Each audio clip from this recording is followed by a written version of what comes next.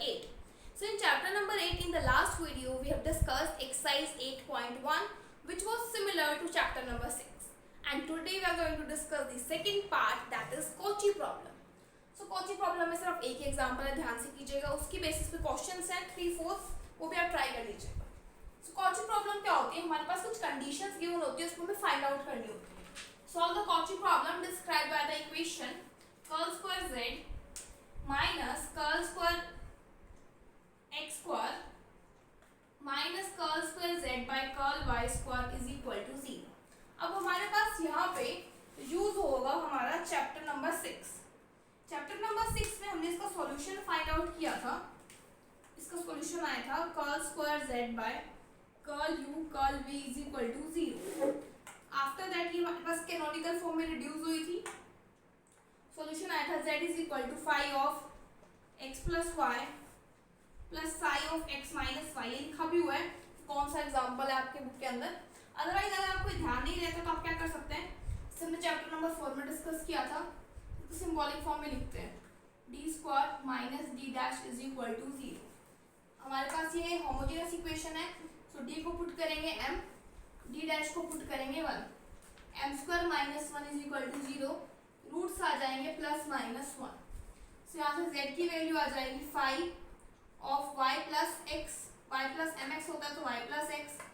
दूसरा आ जाएगा, एक फाई ले लेते हैं, दूसरा साई ले लेते हैं, y माइनस एक्स. इस टाइप से भी आप कर सकते हैं. सॉल्यूशन हमारे पास ये आएगा.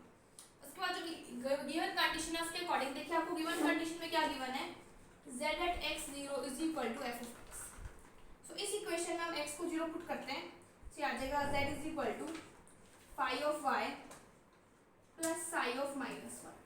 अगर हम इन दोनों साइड्स को कंपेयर करें तो यहाँ से मेरे पास f ऑफ x की वैल्यू आ जाएगी phi of y plus psi of minus 1. So एक इक्वेशन हमारे पास आ चुकी है, ये इसको नाम दे दो इक्वेशन 1. सिमिलरली नेक्स्ट कंडीशन में हमें डेरिवेटिव दिख रहा है y के रिस्पेक्ट में. सो जो हमारा सॉल्यूशन आया है इसको हम डिफरेंशिएट करेंगे. सॉल्यूशन है हमारा, इसको डिफरेंशिएट करेंगे विद रिस्पेक्ट टू y. सो इसको नाम दो सेकंड है, इसको नाम दे दो फर्स्ट. लिख सकते हो आप डिफरेंशिएटिंग फर्स्ट इक्वेशन. सो ये आ जाएगा curl z by curl y is equal to phi dash x plus y minus psi dash x minus y. So हमें वैल्यू फाइंड आउट करनी है at y is equal to 0.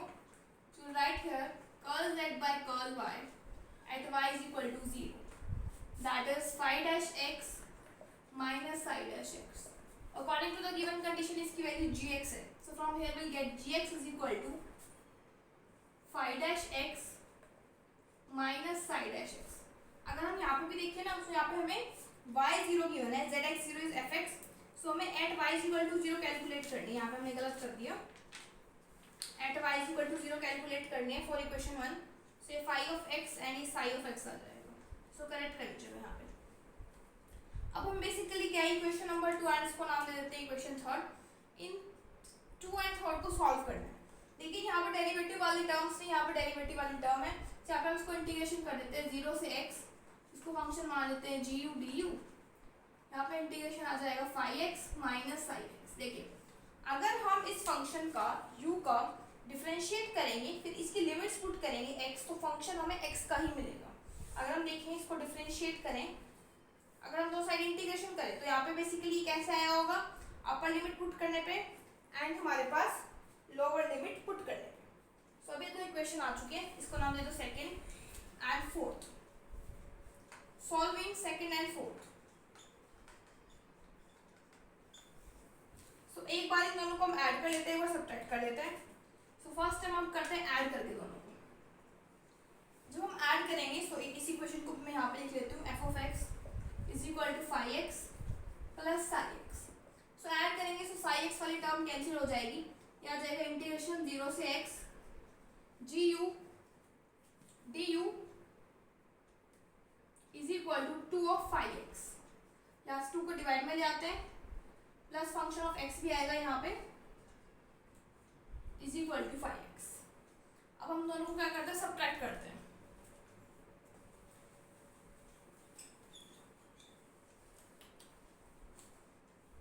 So you write here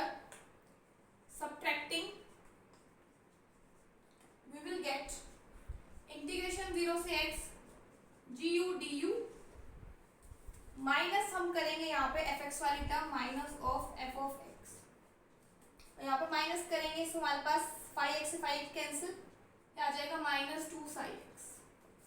तो यहाँ से हमारे पास psi x की value आ जाएगी f of x minus integration zero से x g u d u upon में 2। फाइव एक्स के आ चुके हैं, 5x के आ चुके हैं, लेकिन जो सॉल्यूशन है उसमें हमारे पास phi of x plus y है and psi of x minus y है। तो यहाँ से हम कैलकुलेट कर लेते हैं psi of x minus y, क्या जाएगा function of x minus y minus integration zero से x minus y g u d u by 2। तो यहाँ से हम फाइव एक्स प्लस वाई की वैल्यू कैलकुलेट करते हैं, five of x plus y is equal to zero से x plus y g u d u plus f of x plus y, x की जगह एक्स प्लस वाई रिप्लेसमेंट देनी है, आ जाएगा 2। अब जो सॉल्यूशन है अगर हम यहाँ देखिए सॉल्यूशन के अंदर दोनों को प्लस करके लिखना है, तो हम इन दोनों को प्लस करके लिख लेते हैं, वो हमारा सॉल्यूशन आ जाएगा। सो ये इक्वेशन 1 थी ना, right here substituting value in equation first से आ जाएगा z इज इक्वल टू, यहाँ पर सब्स्टिट्यूट करते हैं जीरो से x plus y g of u d u plus f of x plus y by 2 plus f of x minus y by 2 minus integration zero से x minus y g of u d u by 2 that is equal to, इसको हम लिख सकते हैं f of x plus y by 2 plus f of x minus y. First integral zero से x plus y g u d u by 2, next integral minus zero से x minus y g u d. देखिए हम इस integral को change कर देते हैं क्योंकि माइनस का साइन है तो लिमिट्स इंटरचेंज हो जाएंगी, क्या आ जाएगा प्लस जीरो से एक्स माइनस वाई। अब हम इन दोनों इंटीग्रल को कंबाइन कर लेते हैं, जीरो से एक्स प्लस वाई है एंड एक्स माइनस वाई से जीरो है, सो मतलब हम लिख सकते हैं ये ब्रेक हो रहा है जीरो पे, सो एक्स माइनस वाई से एक्स प्लस वाई को हम कंबाइन करके लिख देंगे, आ जाएगा plus of x minus y x plus y g u d u by 2 plus में ये वाली टर्म आ जाता है f of x plus y f of x minus y by 2। This is the required solution. तो इस type से आपको क्वेश्चन करना है, बिल्कुल सिंपल है, आपको जस्ट एलिमिनेट करना है according to the boundary condition. So by this our chapter is completed. In the next video we will start chapter number 9. Till then, thank you.